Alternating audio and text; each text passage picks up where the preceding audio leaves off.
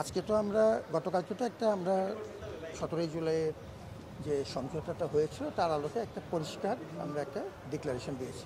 সেটি বাস্তবায়ন করবার জন্য এখন আমাদের যে কর্মপন্থা নির্ধারণ করতে হবে, এটা অনেক খুঁটিনাটি বিষয় আছে, আইনগত বিষয় আছে, আমাদের সাংগঠনিক কর্মকাণ্ড, সামনে যেহেতু ডাকসু আছে, আমরা সবাই ডাকসুর ব্যাপারে আগ্রহী, ছাত্র সংগঠনের বড় একটা দাবি। তাহলে সেই ক্ষেত্রে আমাদের হল পর্যায়ে যখন রাজনীতির রূপরেখা কেমন হবে ডাকসুকে কেন্দ্র করে, সেটা একটা বিবেচনার বিষয় আছে। এই জন্য আমরা এখন যেটা করছি যে আজকে আমরা ওই বিস্তারিত কর্মপন্থাটা ঠিক করার চেষ্টা করছি, যেটা একটা গাইডলাইন আকারে আমাদের উপস্থাপন করা হবে।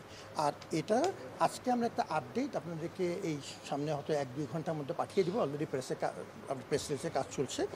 আর এর সাথে সাথে আমরা আমাদের অপরাপর যে গুরুত্বপূর্ণ অংশজন আমরা আজকে রাত্রেও কথা চালিয়ে যাব এবং এটা আশা করছি যে দ্রুততম সময়ে আমরা গাইডলাইনটা দিয়ে দিতে পারবো। এই হচ্ছে আপডেট। ভালো থাকবে, সবার সহযোগিতার দরকার, কারণ এই ডাকসুর মতো বিষয়টা সামনে রেখে সিদ্ধান্ত নিল। সিদ্ধান্তটা পরিষ্কার বলাই হয়েছে, সেটা ক্লিয়ার যে 17 জুলাইয়ের আলোকে যে সমঝোতাটা হয়েছিল সেটা আমরা এখন বাস্তবায়ন করতে চাই। এটাই ছাত্রদের জনদাবি এবং সেটাই আমরা চাচ্ছি। আপনাদের রাজনীতি থাকছে না, ছাত্র রাজনীতি থাকছে, এই ব্যাপারটাই তো আমরা এখন নির্ধারণ করছি।